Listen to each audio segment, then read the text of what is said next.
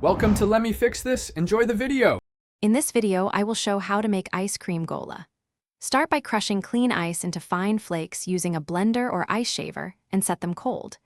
Measure condensed milk, fruit puree, and syrup, and taste to balance sweetness. Prepare molds or a tray and line with parchment if you like easier removal. Keep a chilled bowl nearby to hold shaved ice while you assemble each gola with flavors and toppings.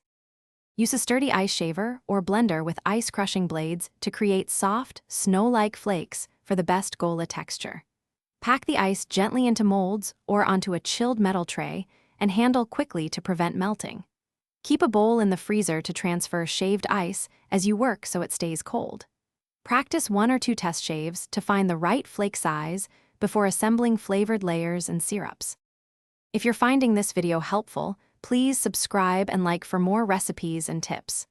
Quick recommendation: these leak-proof containers are perfect for storing chilled gola ingredients or taking leftover syrups on the go, and they save spills in your bag. They seal tightly, are easy to clean, and make prep feel less hectic. Check the description for the link and other deals. Now let's get back to the video.